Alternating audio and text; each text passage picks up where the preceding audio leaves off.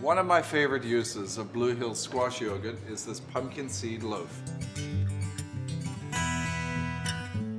I have in a bowl whole wheat flour and some all-purpose flour. To that we're going to add some cinnamon, a little baking powder, a touch of salt, and finally some baking soda. I'm going to whisk this together. You want to make sure you incorporate everything. Make sure that you get rid of any lumps in the flour. We can set that aside and I can start beating the butter with the sugar, which we're going to cream on medium to medium high speed using the paddle of the mixer, not the whisk.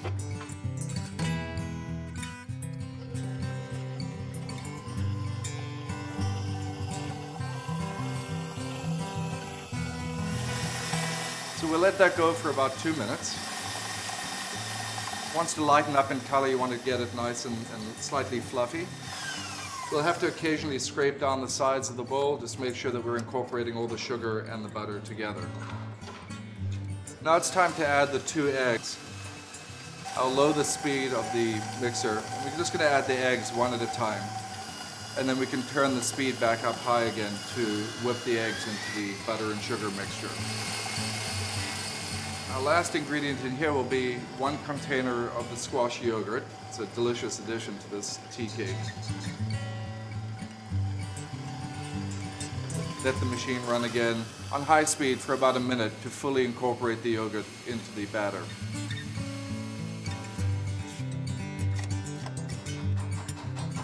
It's time to add the dry ingredients.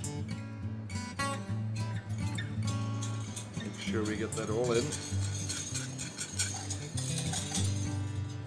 And on low speed, we're going to slowly incorporate those dry ingredients into the batter. You don't want that flour to fly out of the bowl while you're mixing, and just takes about a minute, and not to overmix. Great, so this looks like it's done. The ingredients have been incorporated, and it's time now to add it to our loaf pan. I have a 9x5 loaf pan that I've already buttered, and it's just a matter of filling this up and baking it in a 350-degree oven. Scrape everything off the paddle. You don't want to lose any of this good batter. Great, so let's fill up the mold. So the batter will be quite thick, so you want to make sure that you use the back of the spatula to smooth out the surface of the tea cake.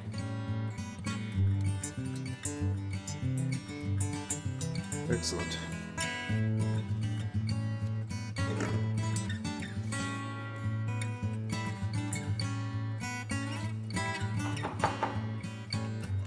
To get a little extra texture and crunch, we're going to top the loaf with some raw pumpkin seeds.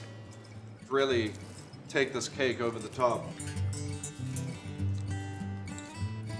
And finally, there's a little mixture. I have a pinch of cinnamon with about a tablespoon of sugar, and I'm going to sprinkle over the top. It adds a wonderful texture and some sweetness to the crust of the cake. So there we have it. I have an oven that I've already heated at about 350 degrees. This will cook for about 50 to 55 minutes. The Blue Hill yogurts really lend themselves to sweet and savory preparations. In the case of this pumpkin seed loaf, it's obviously something a little on the sweeter side. It's a wonderful treat for an afternoon tea or coffee. And my favorite thing about it is it really evokes the flavors of fall and Thanksgiving. It's a fantastic recipe that I encourage you to try.